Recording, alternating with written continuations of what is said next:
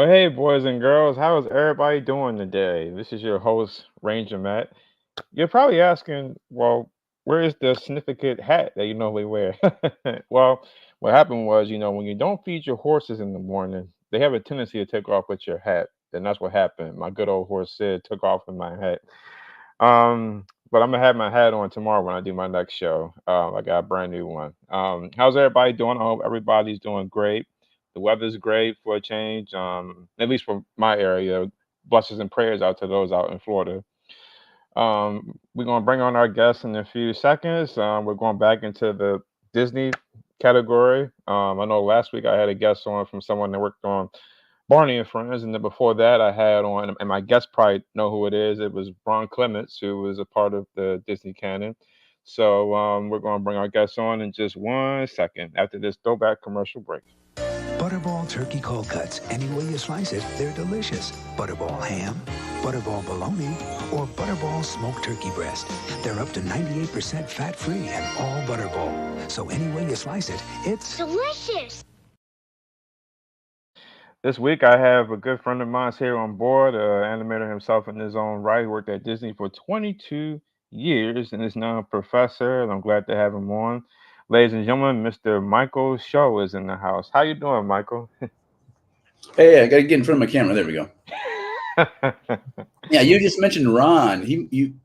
I gotta feel if you mentioned my name to him, he's oh yeah, I know that guy. I worked with Ron and his buddy John. Ron and John and Ron for years and years. Worked so much. One of those people worked together too much, as a matter of fact. Knew each other. Probably knew each other better. You get into working on these movies and you work together so much, you know each other better than your own family. You spend so much time together. So had a lot of fun with Ron over the years. I've jokingly said over the years that I thought those two were brothers because it was like whatever project new came up at that period, they was always together and not separately. So Brothers in a way, yeah. Yeah. They were like the Frank and Ali of the time. Yeah, they're closer as close as some brothers have been to one another. So they're yeah. Well, when you was growing up, like when did you have an interest to want to get into animation? I didn't. Oh, I didn't have an interest. I was a drawer. I drew, draw, and this is a little bit different because the media wasn't. It was farm country. My dad was a hog buyer, livestock buyer. Worked for a meat packer, and so I just drew a lot at home, and basically self-taught. And then I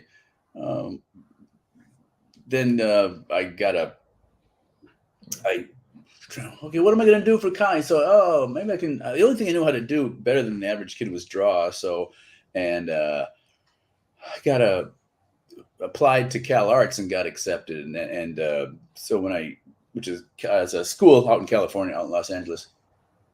And it was at the time very close. In fact, I don't know if Ron didn't go there, but John, his buddy, did. Anyway, at the time they were closely associated with Disney Studios, and a lot of my classmates were people who wanted to work for Disney and tried to get into Disney, and got were said no, maybe not quite yet. Young people who are just getting up, and they said, well, why don't you try this school, this Cal Arts? And so a lot of my classmates were people who would try to get into Disney, and now we're going in through the school route. So the first day or so, I was looking around and what is this?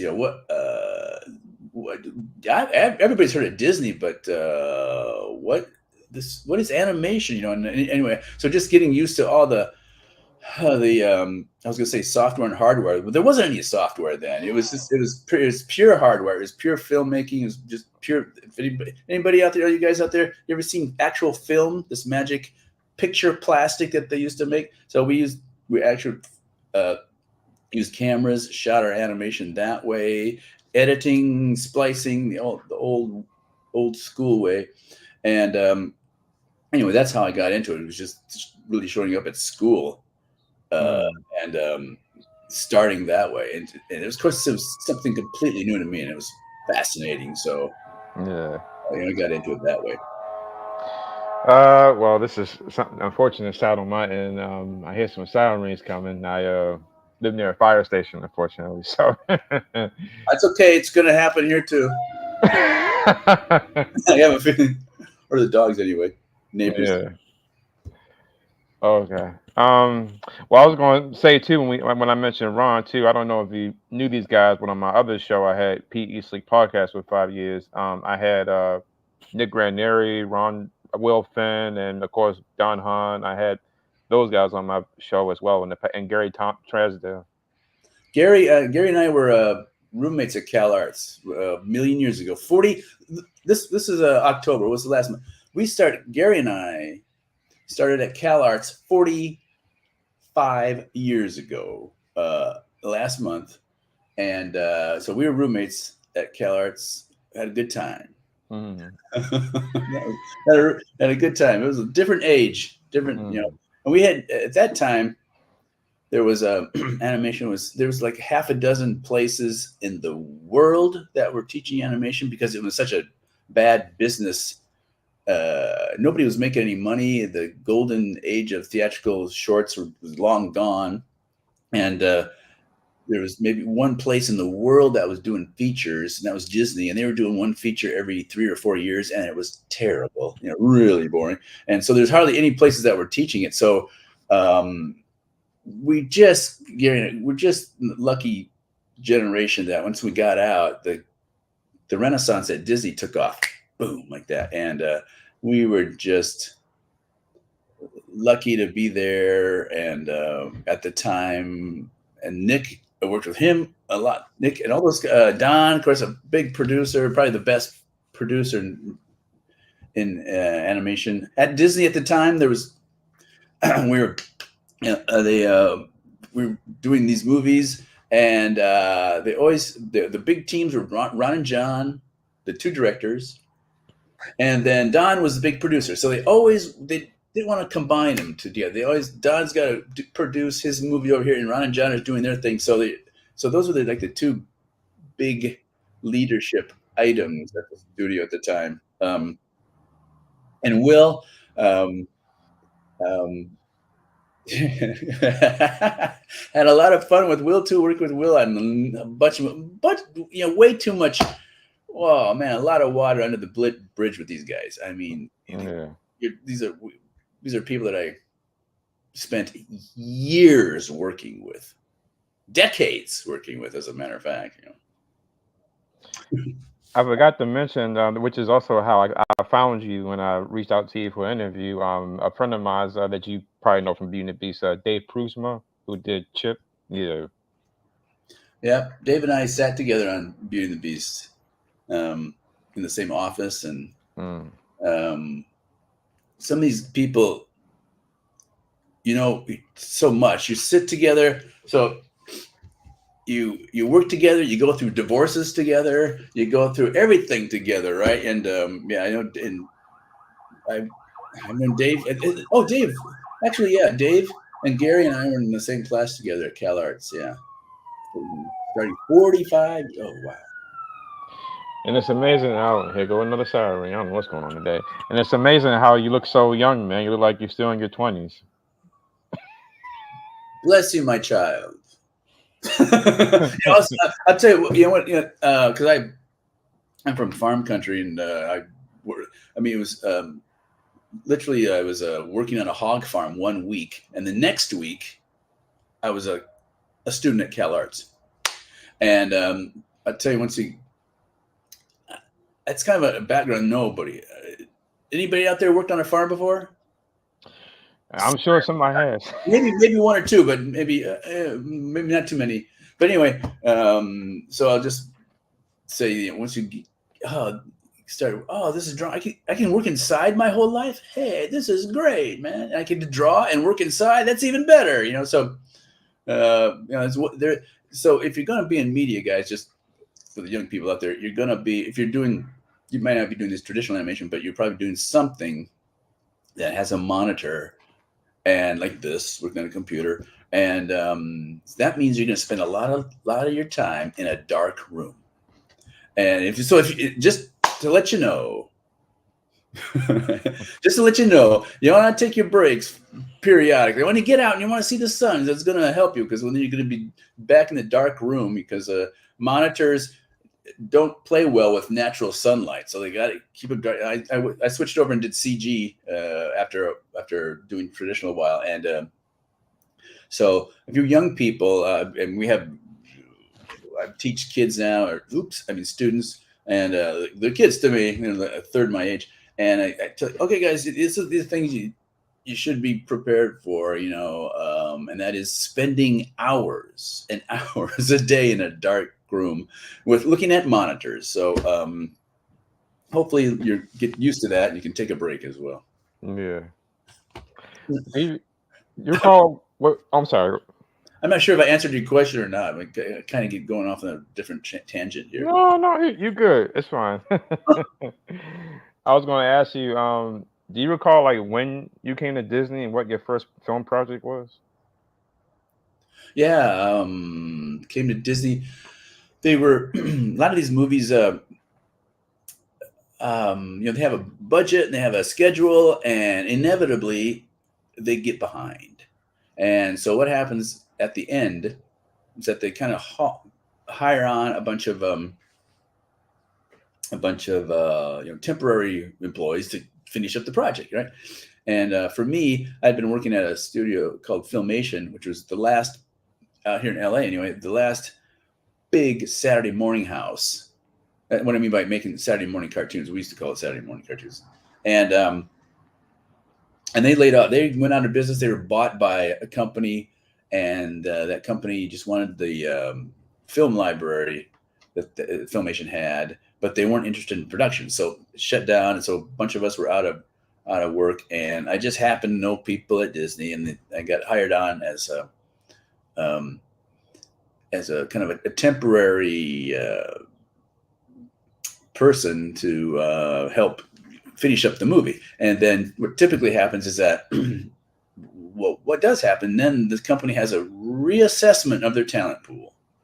And lots of times the last people that get hired are the first ones to get canned. But if by chance you've made a good impression, then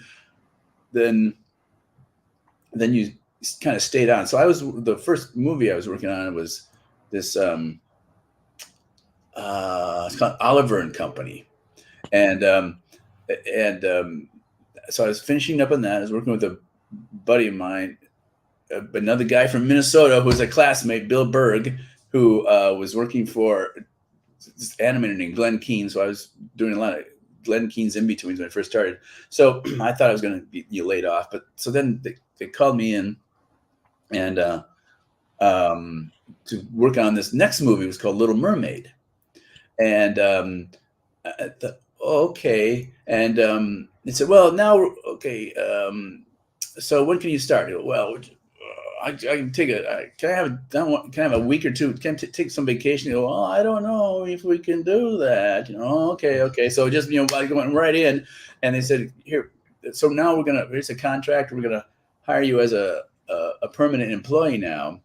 And I was just sitting there, what was that before? Oh, you were temporary. You were on, you were temporary. You were on probation. And Oh I'm my like, gosh. I'm saying, what did I do? I just come into work. I'm just drawing. What I look at the boss wrong or something like that, or date the boss's girlfriend? No, nothing like that. I mean, what do they call it? Probation? I mean, what does that mean? But that's how the terminology was back then. So then, well, yeah, you're hired temporarily. Now you're. So anyway, I was hired temporarily by Disney for 22 years, but the Oliver and Company was the first one. Well, that's a classic and a really good favorite of mine. It was something that stood out to me as a child and still do today. I had the privilege of speaking with the director George Scribner, and we talked a lot about that movie. So, and y'all had Cheech Marin as the dog, and so many veterans in that film. Cheech was on that one, and also Cheech was the he was one of the hyenas on The Lion King as well. Yeah, Cheech. You guys might forget Cheech, but anyway, Cheech and Chong were famous comedy troupe for my generation. going way back. They had albums, and they were good and funny. It was like so the little thing on Lion King. I'm gonna go off on that. So so when this is kind of the fun of making these movies. So when Lion King started, um, the idea was okay. We've got the heroes and we got the villains and we got the funny guys, and Cheech and Whoopi were the hyenas. They were supposed to be the funny guys. They were going to be the funny stars, right? Right. But then as the movie progressed, the other guys, the Timon and Pumbaa, the meerkat and the warthog, started I don't know, whatever, for whatever reason, just started attracting more attention. Were funnier, and they started moving more and more footage over to them. So in the beginning, I was working on the hyenas, and then zoop, I got ported over to work on Timon. But yeah, Cheech. I wonder what Cheech is doing these days. Come to think of it. I don't know, man. I had to look into that one. 'Cause, yeah, Yeah. he was a funny guy. Still was a funny guy. I mean, he's old enough now. He's retired. Had his career. Yeah. What well, speaking of which, from to Lion King, from because I know, I know the stories about how back then Ron Miller was running the company after Walt died, and then y'all had Michael Eisner and Jeffrey Katzenberg and all those guys. I've asked everybody this, and I was going to ask you this too. 'Cause I know you came on during Oliver and Company, but what was that feeling like working at the studio during that era, during the Michael Jeffrey era, and the new animators who came in after the 9 Men? What was that era like for you being a part of Disney? Well, that was a sort of a transition thing when the new guys, when Michael Eisner and Jeffrey Katzenberg came in, they didn't know anything about animation, and then after a while, Jeffrey got into it. Bless his soul. He got into it. He was still. I say what you will about Jeffrey, but I don't have anything bad to say about him, and it's because he's an executive that actually was in the production trenches with us. He didn't just show up, when he wanted to. He was there. I'm sure, and Ron can tell you, Jeffrey would had these early morning meetings. He was not a guy that strolled in at 10 a.m. He was working the job, and that's why I always respected him. Say whatever you want about it, but anyway. And so Jeffrey and Michael were they were looking. They didn't know what to do. They were, and so in the early beginning, they looked at these movies and they didn't know if they're going to be any good or not. But they looked at the studio full of people and they go, well, we might as well give them something to do. So they would go kind of tentatively green light these movies just to keep people working. But it was as much a learning process for the management as it was for the artists, honestly, if they were to be truthful about it. But and Jeffrey certainly learned fast. Right. Did Michael learn? I don't know if Michael ever learned a damn thing. I have no idea about that. But there was the issue with Michael was that, of course, they came up with this business into the future, had this deal with this upstart thing called Pixar, whatever the hell that was. And, they had, and Michael was dealing with this other guy named Steve Jobs. And if Michael think he was going to out wrestle Steve Jobs, he was sadly mistaken. But that's kind of what the downfall of Michael was, because the shareholders, they were smart enough to know this Steve Jobs, man, hey, this guy knows what he's doing. So you better play nice, and you better re-up with Pixar. And he battled back and forth, and that finally came to his downfall because he was too combative with Pixar and got thrown away. So, but Jeffrey, on the other hand, he picked up. He didn't get along with Michael after a certain while either, and he went off and made this. He teamed up with this guy named Spielberg to make another studio. So, and then he sold that, and I'm kind of zipped ahead there, but It's okay. with these guys. But Jeffrey, I certainly have I could not believe it when Jeffrey left. I thought there's no way he's gonna. The rumors was that he's gonna make this other studio, and there's no way he's gonna do that, man. And he's already built up this one place, this Disney feature animation. That's a lot of work. He's not gonna do it again. Are you kidding me? He's not gonna. And he did, and he built Right. the studio right next to the building. And this is kind of funny. He put the studio DreamWorks right next to the building that we made Lion King and Rescues Down Under. I mean, right next to. I mean, you could literally stand in the parking lot and throw rocks back and forth to each other. It was a kind of just an emotional area for him, I guess. Um, but it was a transition period, definitely. And but then as the movies started becoming more successful, it became into these guys, these executives like this, while they had no real interest in animation or anything like that. They were kind of mid-level live action executives. But then something started happening with these animated movies. They started making money, and that got everybody's attention. And that's that's that's how they became a lot more interested. They understood that. They understood profit share and market share and all that kind of stuff. So that's how they really got more and more interested in how Jeffrey got really interested in it. Yeah. And just and he ended up doing a great job. I agree. I mean, I haven't spoken with Jeffrey, but I've always said that through it all, I thought when his tenure at Disney was the best because the films y'all did and going into the '90s probably wouldn't have been the same without his push and tenure at Disney. And I thought once he departed, it was just like a link was missing from the company afterwards. Yes, yeah, and but yeah, that and technology was taking over as well. CG was moving into the um,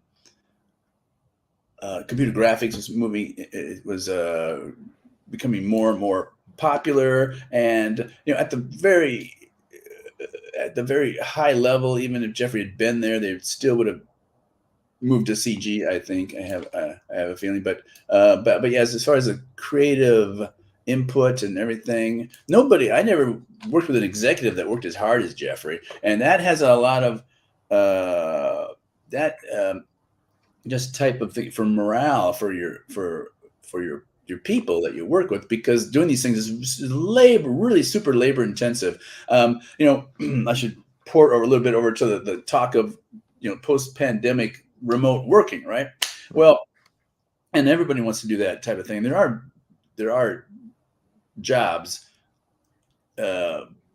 remote jobs that you can certainly do. If you're working on a group project, there's nothing like working together that solidifies a team like working together on a group project. Now, if you're a Gen Zer out there and you've never really worked on group projects, you kind of you don't really understand the fun and the joy that could come with working on a project together. My kids, are the same way. They've spent a lot of time Zooming classes, sitting on their bed, and experiencing life just by a phone. And there's kind of that disconnect. So I know in my experience, the just working with people on a collaborative project like this is just basically the definition of joy.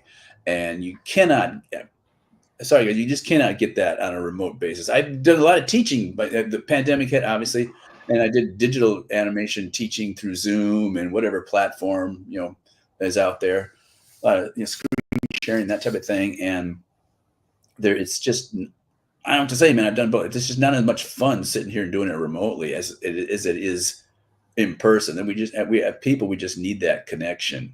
Right. And so when when I'm teaching now at Art Center full time, we were remote, and I tried to get people back on campus as fast as I could. It still took a couple years, but now we're pretty much fully back. Everybody, I think, almost everybody is pretty much fully back on campus. Right.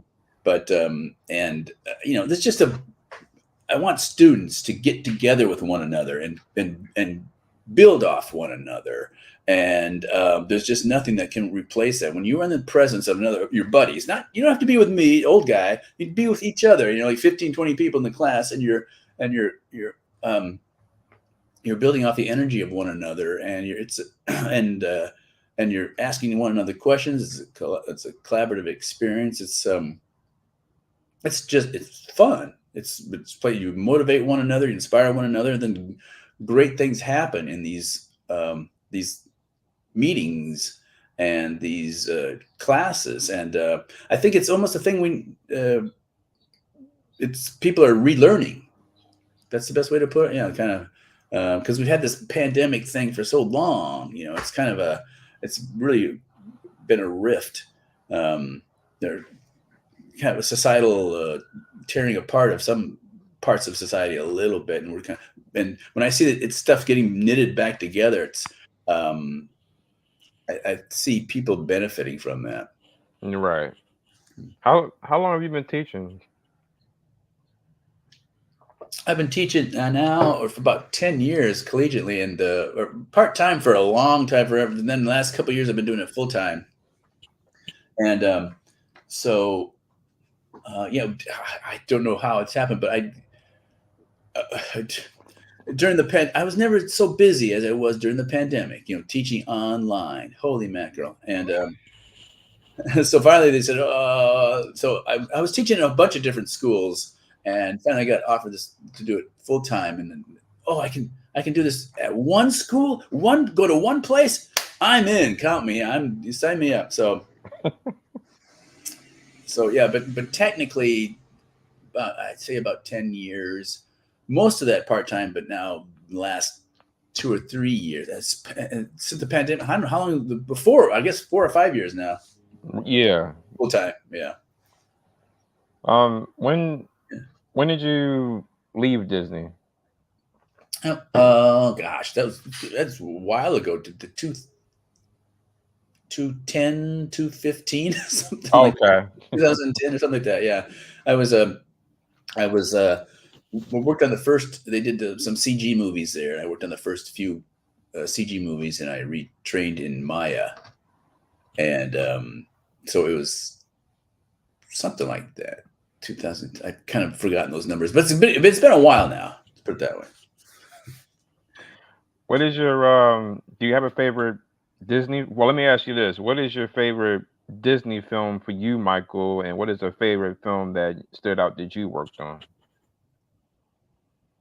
Favorite Disney? Well, my favorite animated Disney movie was Pinocchio, and that was done about a million years ago.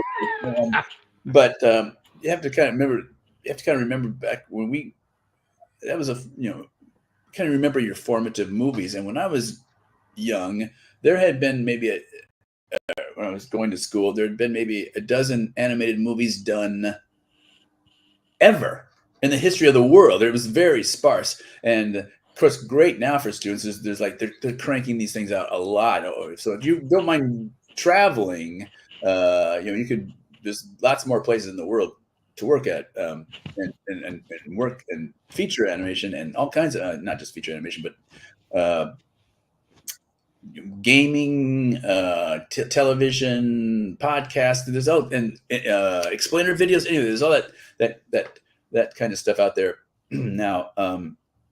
But Pinocchio's the first. But the one I worked on myself that I really enjoyed was Hercules. I did these characters called the Muses on Hercules, and they were a lot of fun. Working for a couple years on 2 or 3 years on that, and my personal fun, just as a professional, was Hercules definitely. But I worked on. I've said that was my best one. I worked on lots of movies.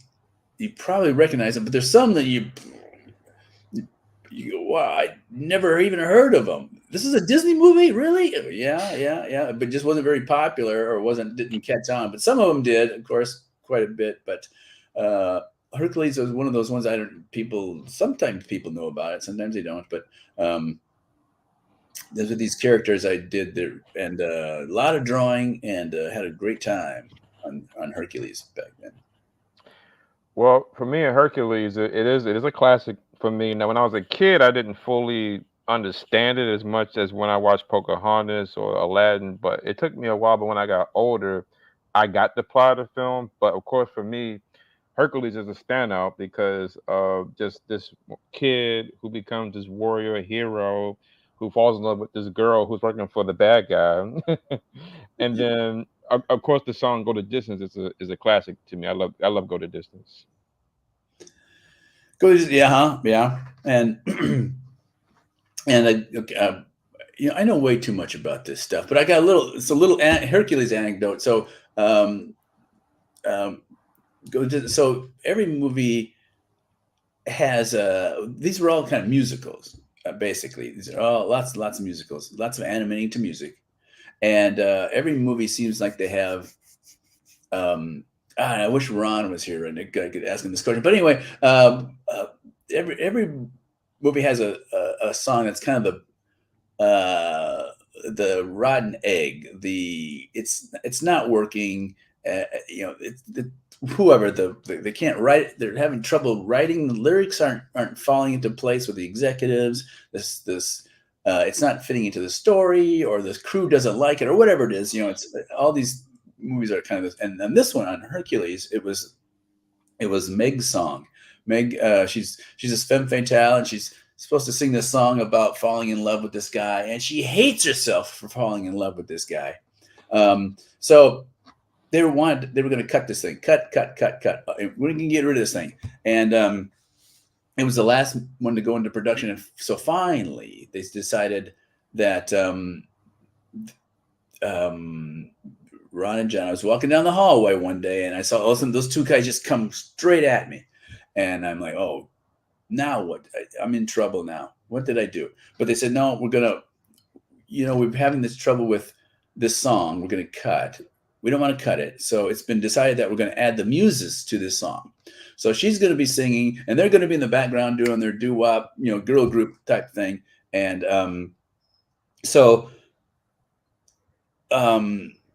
because the muses had first started off, they were like they weren't going to use them hardly at all. But then as the movie went on, they started becoming more popular, and they were catching on. And so they decided to add them, and which was great. But I was going back to my office after this this little encounter with John and Ron, and it's just washing over me that all of a sudden my workload has doubled like that, but the deadline hasn't changed.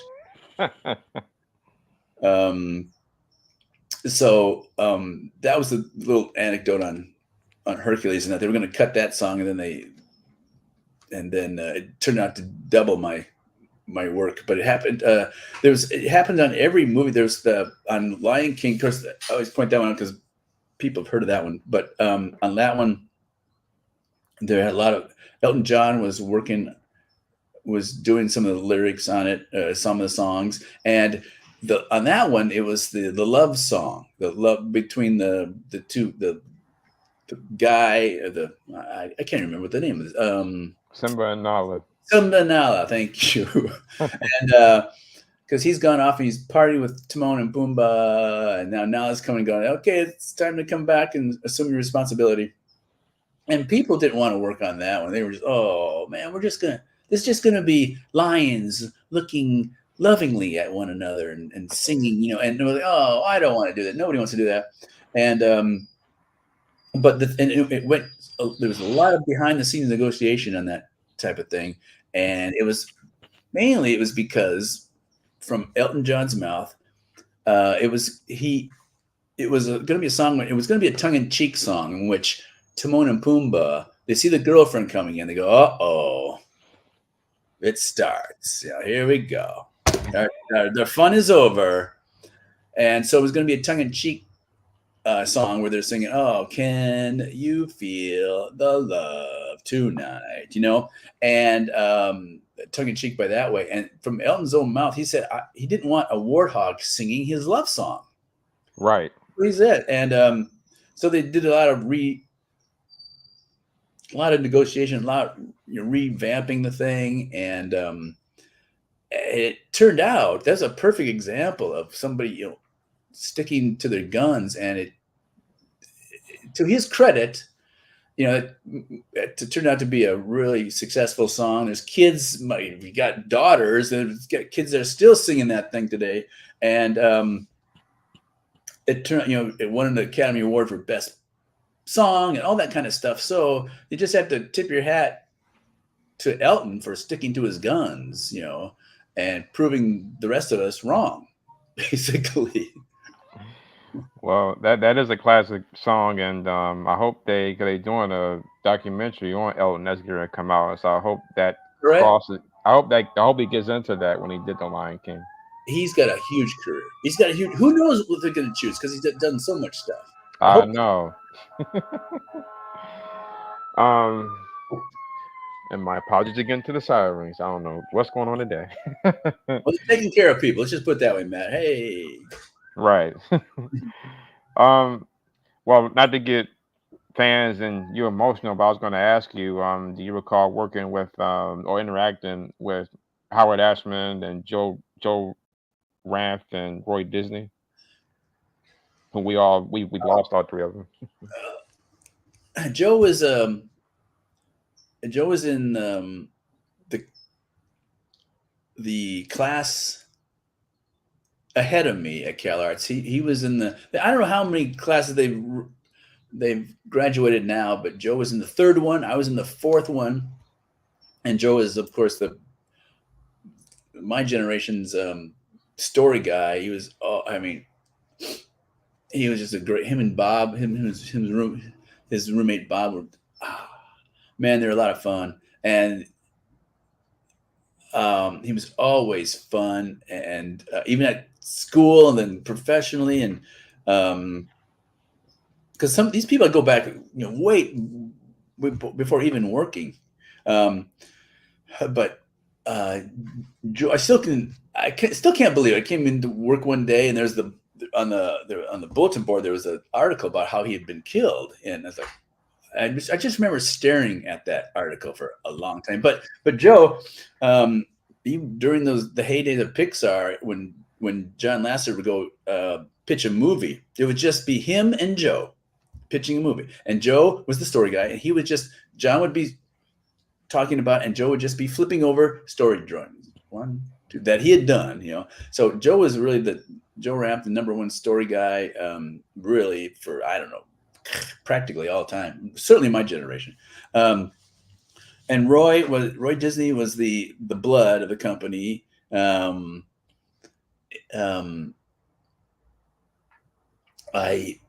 had when he was the big coon. I mean, I remember you always knew when Roy was in the building when you smelled smoke. Oh my gosh. Because Roy smoked, but I think he finally gave it up after a while. But that's the way it kind of. It's a different generational thing. I remember some. When I went there, the first animation bit over in Burbank.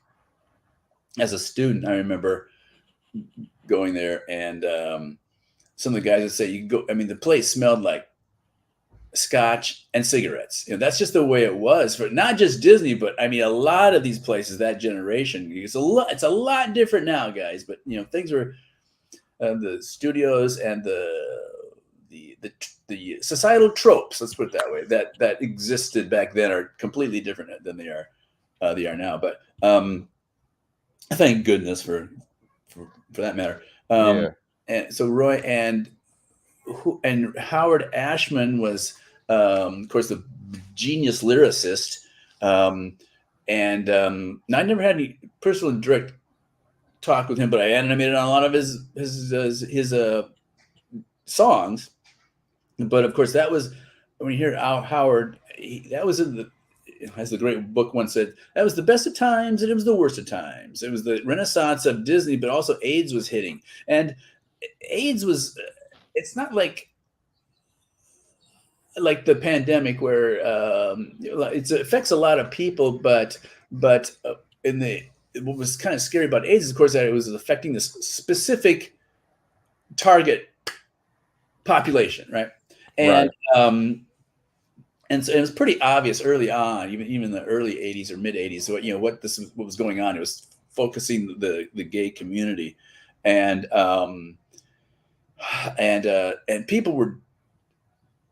I mean, when you got it, that's it. It's a death sentence. In the beginning, there was no cure, and Howard very very early on got it, and there was no cure because it did take long. It was one of the by the time the '90s rolled around and Magic Johnson for example got it, well, then they had kind of come into this, and Magic is still around now. They've kind of come into this way of treating it, so you can still live a very productive life. But in the beginning, it was a death sentence. It was, and we literally saw people just dying right in front of you.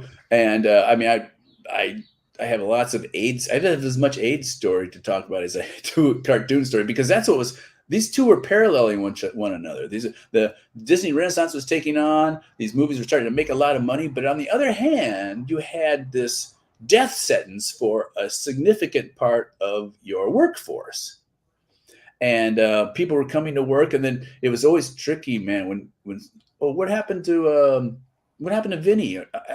Is it? He was out this week. He hasn't been to work for 2 or 3 days, and that was it. Something was going to happen with Vinny, and and Mm. so, but Howard, but he was really talented. Of course, Howard, interesting guy. This edgy New York Jewish gay guy. It's going to work for Disney. It didn't really fit the vibe, but it was a perfect example of the changing culture that we're just gonna find talent, and we're gonna fold them into the stream, and we're gonna have a good time together. And so Howard, anyway, and Ron, I'm sure can tell you about Howard. Even Ron, there's a famous story where they're doing Mermaid, and they're thinking of these things, how to do these, like the Sebastian the Little Crab, this Caribbean guy. I can't remember the voice for him, but he's really really good voice, the guy. And so Howard come in, and he was going to start. I'm going to have this Jamaican guy singing this song, and Ron was like, "What?"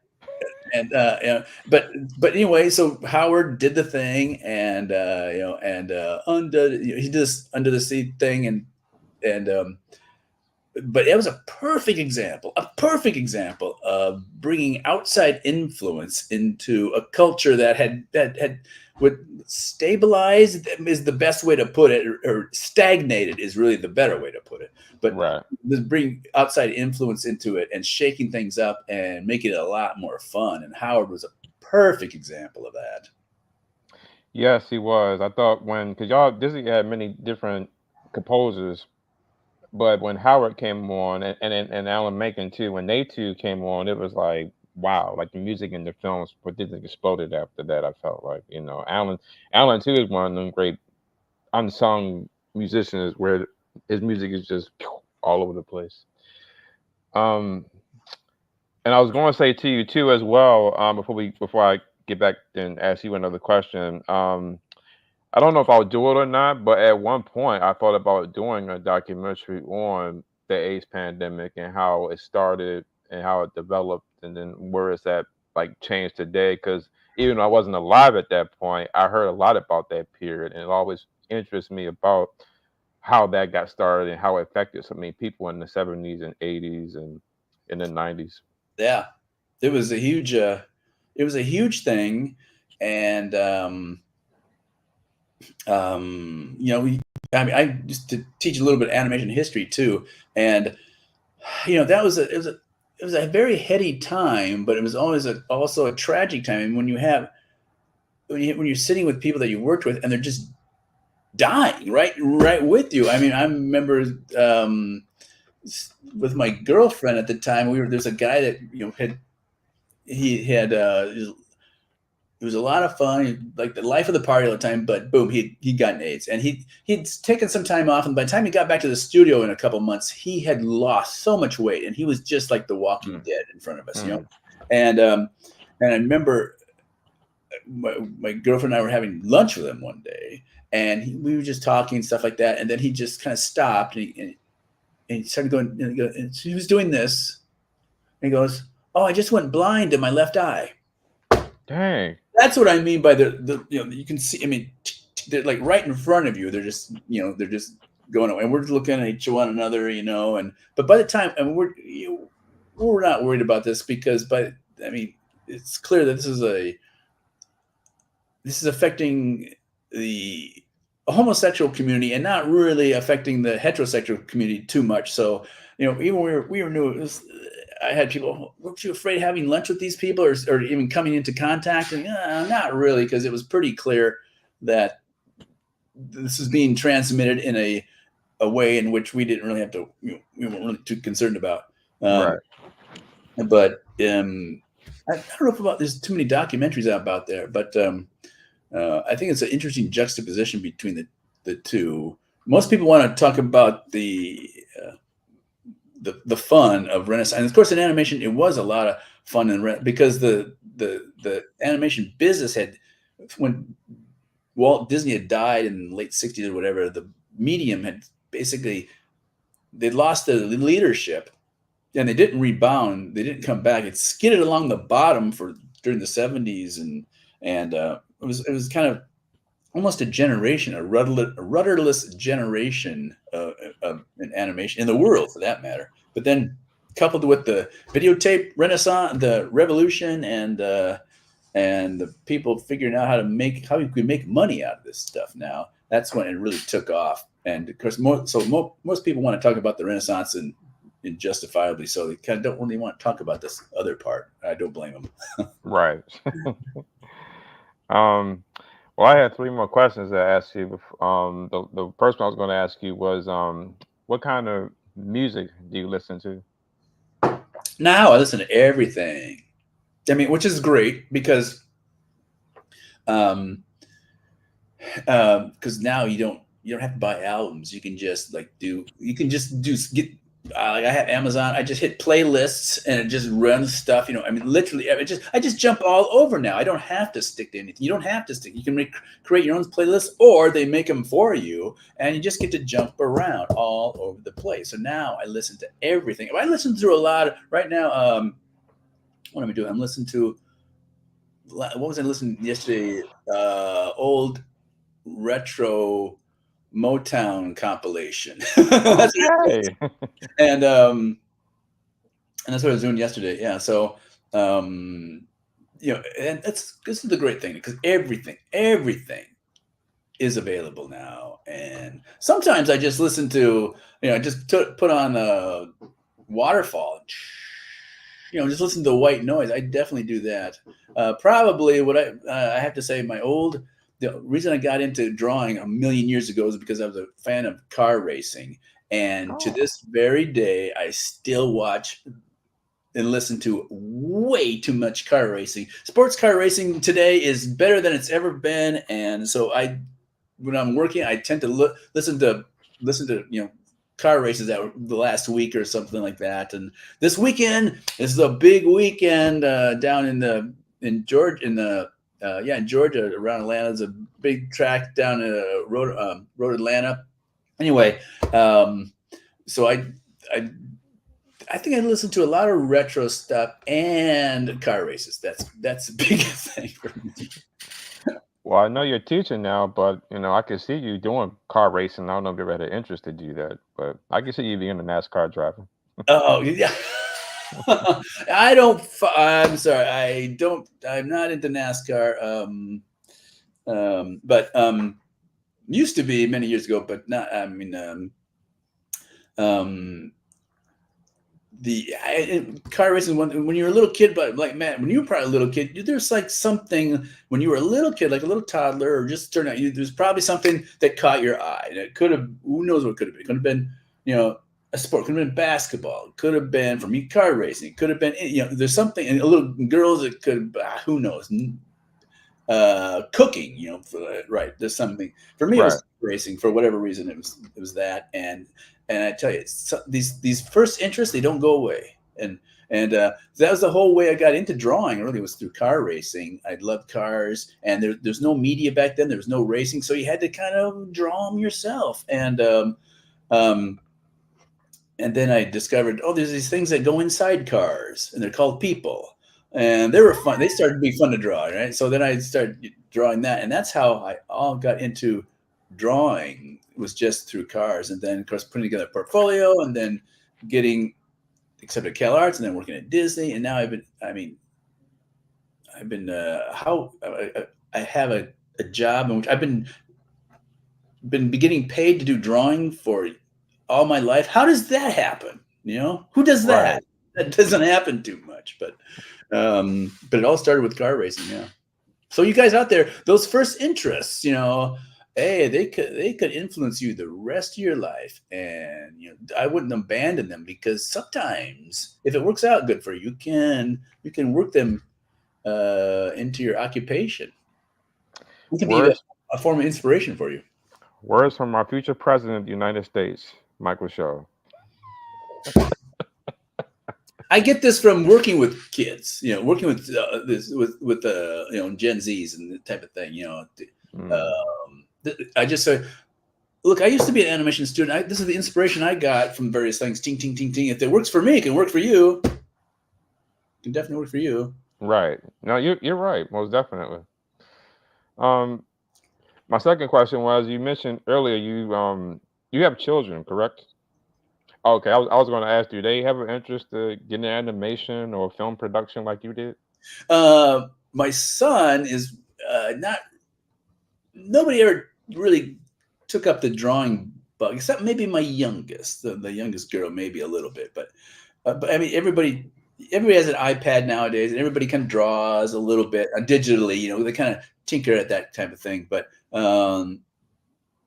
my son, I don't have as much connection with my son as I want to, but he's doing something in film and the movie industry out here. But the um, oldest daughter, she's gonna be a nurse. She's going into nursing, and so anyway, I tell you, when it comes to this stuff, there's an amazingly few examples of this stuff running in the family. Of all the animators that I've come across, there's very few who come from a family of entertainment, who actually have mothers or fathers or that have done it. It's pretty sparse. It's amazingly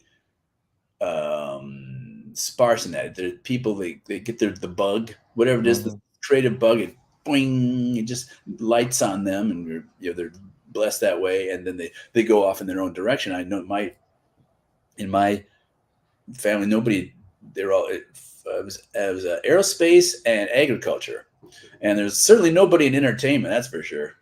Right. So oops, sorry about that. You're um, good. but, yeah. So I'm sorry, Matt, if I got what was the actual question about? My question was, when you joined the Dallas Cowboys. I'm just kidding. I'm just kidding. No, my question was, for your children, do they have an interest to get into animation or any kind of film production like you did? Right. By the way, I'm from Minnesota. I'm more so a Vikings fan than Cowboys. But Oh, anyway, there you so go. the girls, yeah, they're not really interested, and I don't, that's. I'm glad they're interested in something. That's all. I don't care. But kind of expanded. I'm surprised throughout the years how few people. Once I came, you guys, some you out there may know this animator Dick Williams. He's from England. He's the guy who was he was uh, animator, British studio, responsible for the animation on Roger Rabbit. And Right.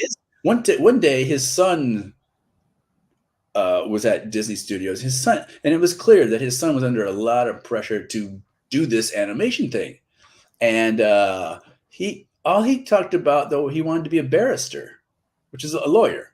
Right. And that was a pretty, and I hope he went on and did that, because he certainly wasn't really into being in animation that much. So I mean, so it does. It sometimes it skips generations.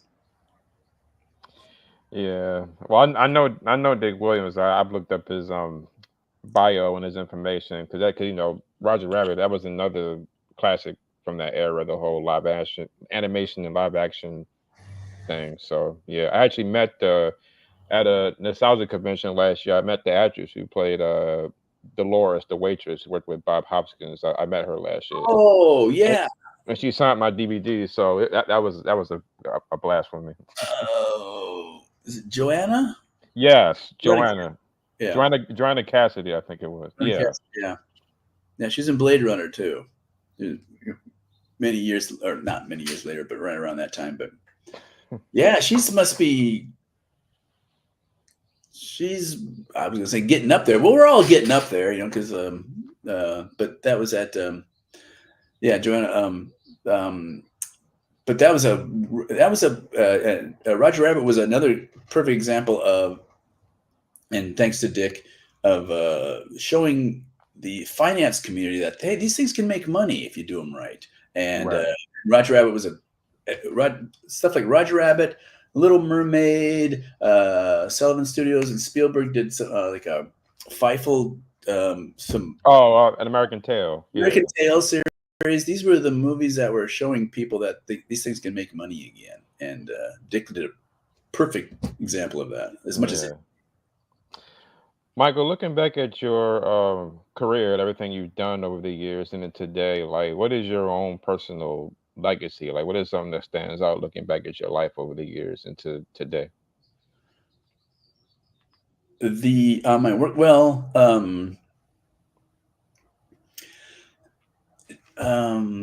well, it's of course kids, the kids and stuff like that, but also it's you know what I'm doing now is I'm teaching, and I had to when I was younger.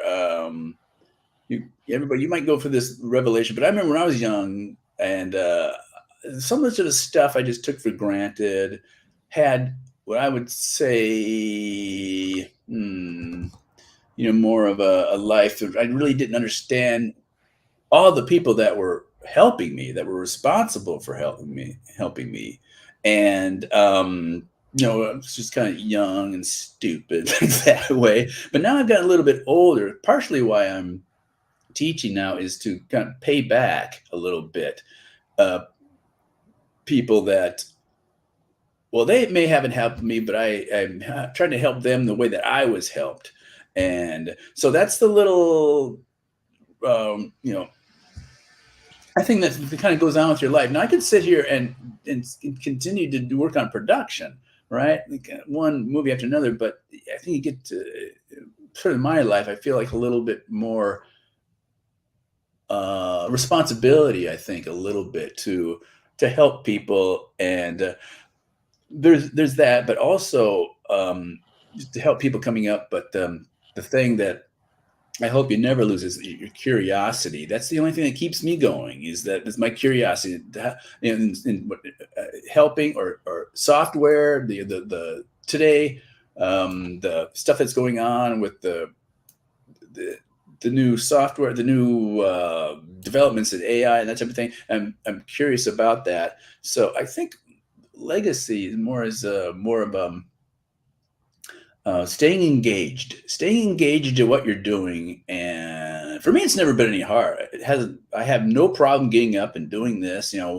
The same way I did years ago. But I'm older now. I definitely don't have as much energy. But my legacy would be just to stay engaged as long as you can, because it's a great thing about this thing, guys, that you never really retire at it. You retire when you're dead, and that's it. You can just keep doing this, creating this stuff, and keep engaging people all the way through. Just as long as how much energy you have. It's going to be the only hindrance. This, we don't have to. It's not like a sport in which you're kind of maybe if you're the football player, maybe you get to play 5 years in the NFL if you're lucky, right? And then you're kind of broken down, but this you never break down on this type of stuff. You can just keep doing it forever, and so.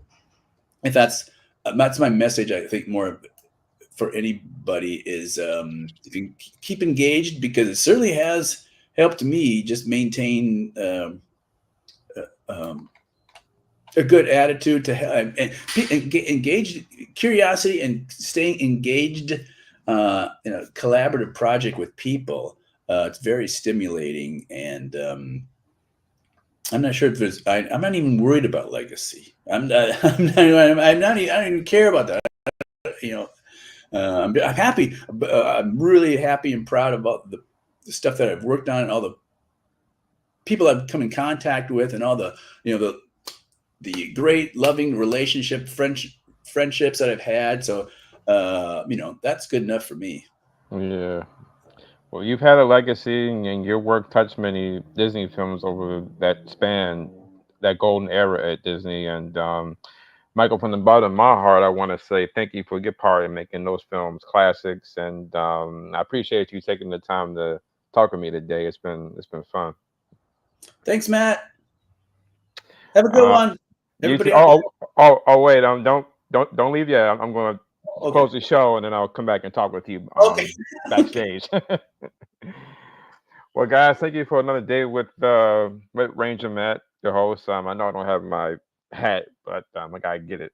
Um, Tune in tomorrow. I have Michael Haynes joining me tomorrow. He did the audio for Barney and Friends back in 1988, and I know a lot of fans will be happy to hear from him and hear his story. So stay blessed, be easy, pick up a pen and pencil and animate something. You know, your work may come out on the next Disney film. You never know.